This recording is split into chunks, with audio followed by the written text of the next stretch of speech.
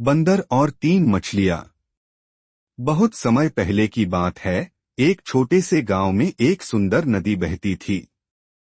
यह नदी बिल्कुल साफ थी और इसमें कई तरह की मछलियां और अन्य जीव जंतु रहते थे। नदी के किनारे पर हरे भरे पेड़ और घने जंगल थे, जो इस जगह को और भी ज्यादा आकर्षक बनाते थे।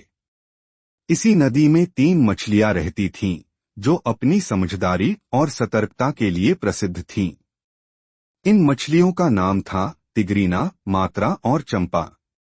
तिगरीना, मात्रा और चंपा तीनों मछलियां बहुत ही समझदार और सूझबूझ वाली थीं।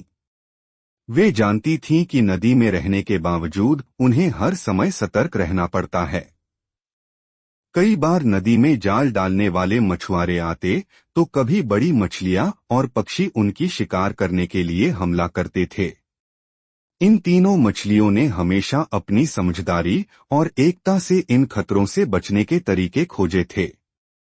तिगरीना सबसे तेज तैरने वाली मछली थी। उसकी गति और चुस्ती सभी को हैरान कर देती थी।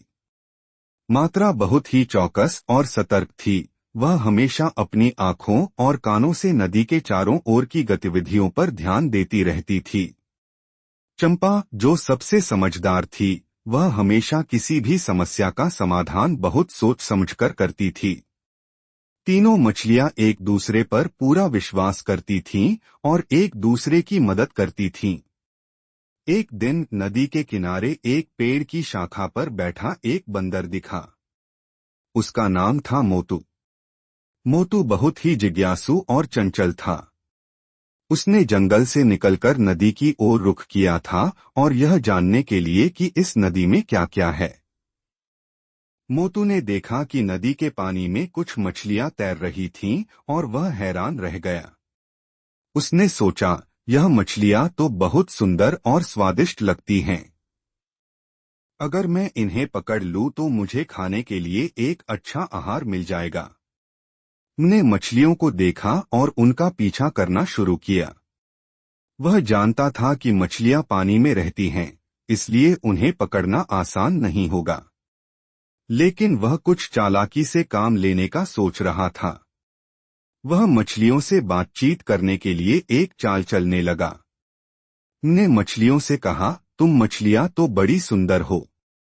क्या तुम लोग मुझे अपनी जल परिस्थितियों के बारे में थोड़ा सा बता सकती हो? मुझे तुम्हारे जैसी जीवन शैली को समझने में रुचि है।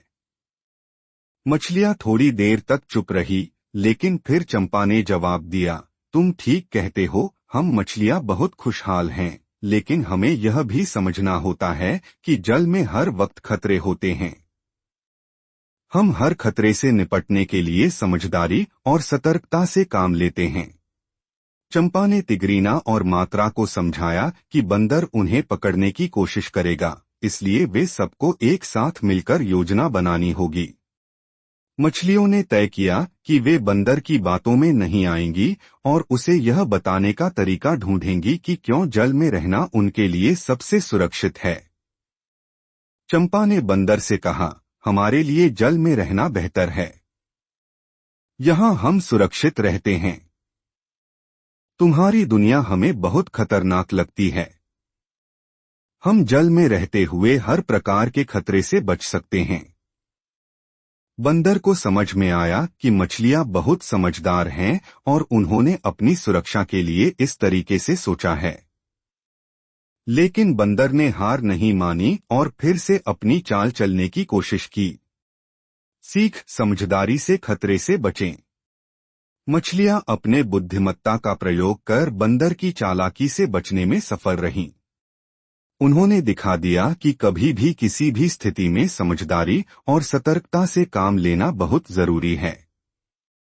अगर वे बिना सोचे समझे बंदर की बातों में आ जाती तो उनका जीवन खतरे में पड़ सकता था। कहानी से यह शिक्षा मिलती है कि जीवन में हमेशा सतर्क रहना चाहिए और समझदारी से किसी भी कठिनाई का समाधान करना चाहिए।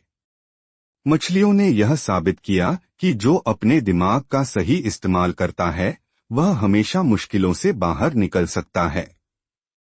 सीख और संदेश।